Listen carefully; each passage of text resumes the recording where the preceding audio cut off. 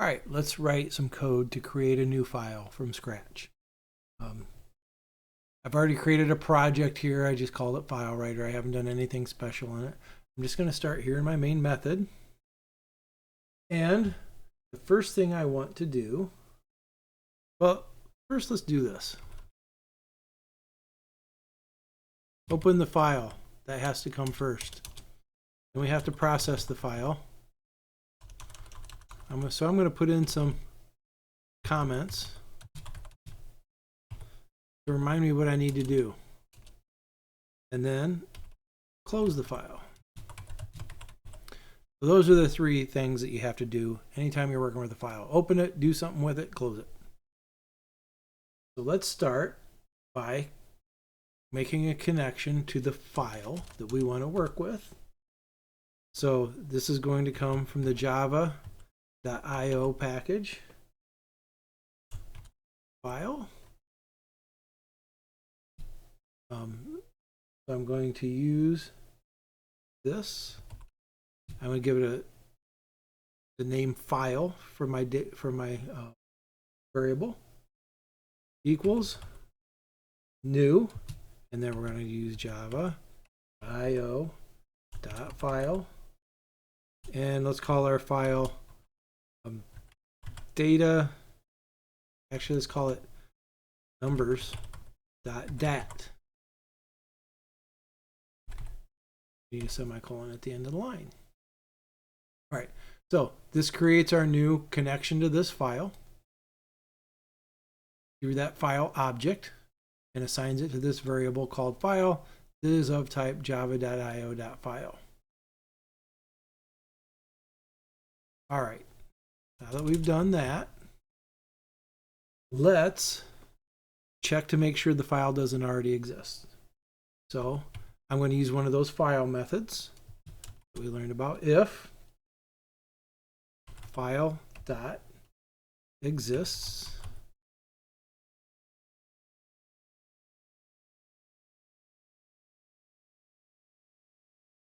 we are going to print out file already exists.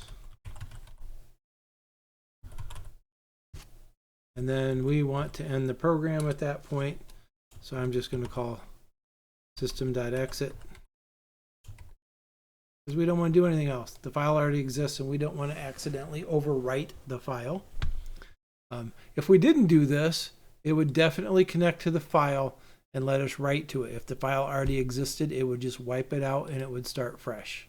So it's worth using that file object to check to see if there's a file already there. So if that works, then we need to open the file. So this is all part of opening the file. We create the file object, and then remember we have to use a print writer to write to the file, and that is what actually opens it. So I can do this, java.io.printWriter.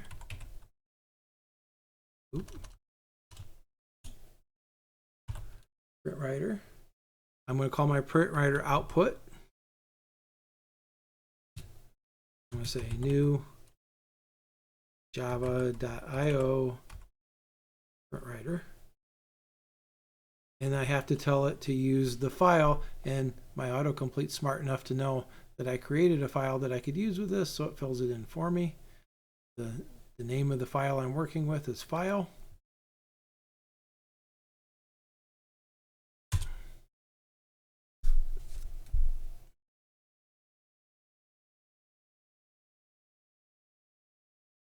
And immediately we have an issue. Here's the issue. Unreported exception, file not found exception. So this is one of those methods. When we create the constructor for this print writer, it can throw an exception. And because it can throw an exception, we have to catch it. So that means we need to use a try catch block. So I am just going to go straight to the next thing. I need to use try catch. So I am going to use a try block here. And I'm going to use that try with resources. I'm going to put all of this inside parentheses so that when this gets opened, when my try block is done, it will automatically close it, and I don't need to worry about closing it now, so I'm going to get rid of that. Because I'm using try with resources, it will close. But since I have try, it still tells me I need to catch the file not found exception. So let's put a catch down here. So we're going to open it in this line, and then we're going to process it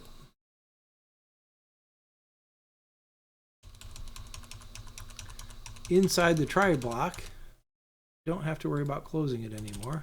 So I'm going to put my catch down here. And I have to tell it what I want to catch. And I want to catch the file not found exception. And I'll give it a variable name of EX when it happens. And for the code for that, let me do this. Just print an error message for now. File was not found.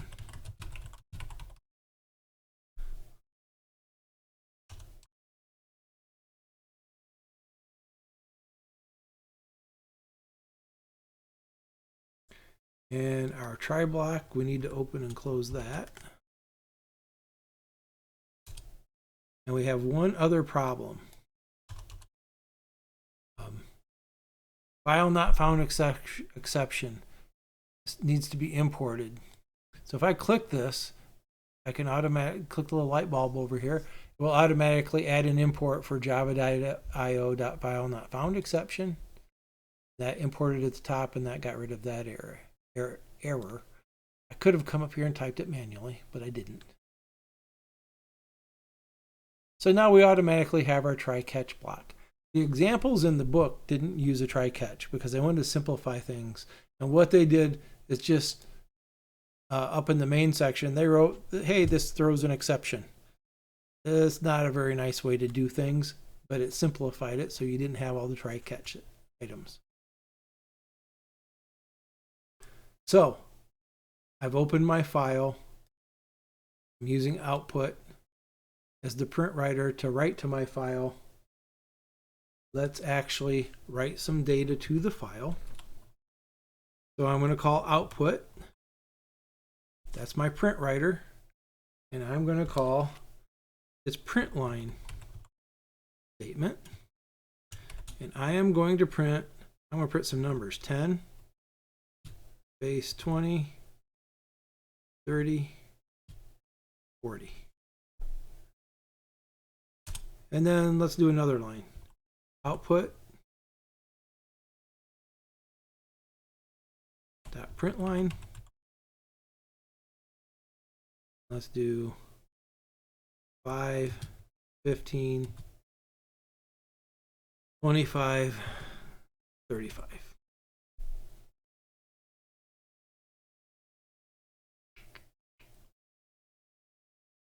And that's 2 lines. We're catching. I think we're good to go. So we connected to our file. We checked to make sure it didn't already exist before we did anything else. If it did exist, we're just going to end our program after we print that out. So then we open the print writer. So open the file, write to the file.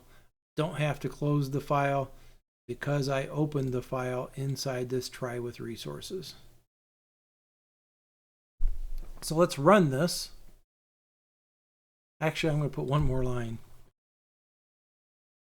And I'm just going to print a notification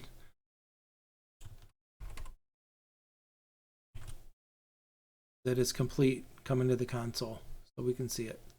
And let's run it. And it said complete.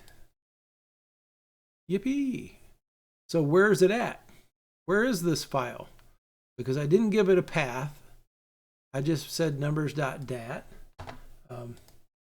So I'm going to go over to my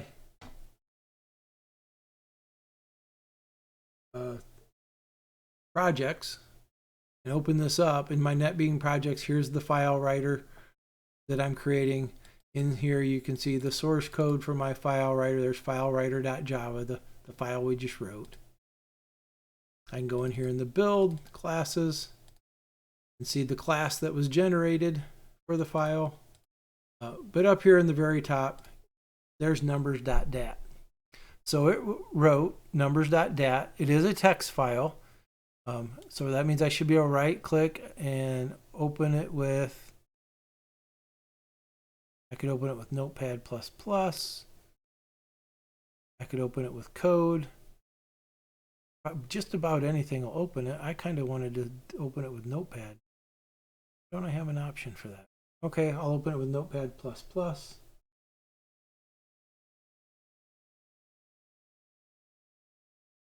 Let's do that. Edit with Notepad++. And it opened up in my other screen. And you can see the files 10, 20, 30, 5, 15, 25, 35. They were written to the file. And put that back off screen. If I try to run this again, it should detect that that file already exists and tell me that the file already exists. And it does. The file already exists.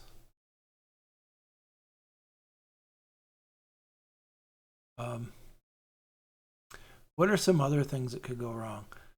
I could get an IO exception as well as I'm reading and writing these, so I could put a catch in here for an IO exception. Input-output exception. Those things can always happen when we're reading and writing files. But I can also do a generic catch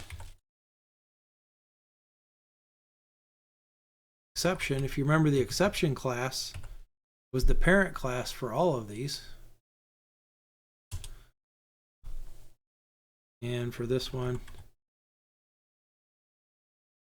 something went wrong. That's all I'm going to print out. So I can have multiple catch statements. Now, if I put this one ahead of the file not found exception, if I had a file not found exception, this would match. Because remember, this is the parent to all exceptions. So it's the parent to this one.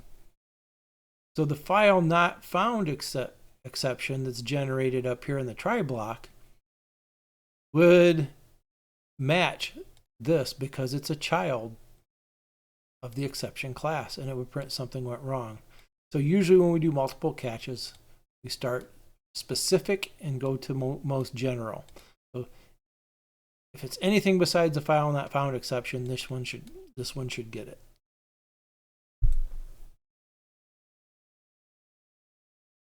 All right, I think I'm going to call that quits for file writing. In the next video, we will try to read that file and see if we can get these numbers back out of it. Maybe a couple different ways. We'll see.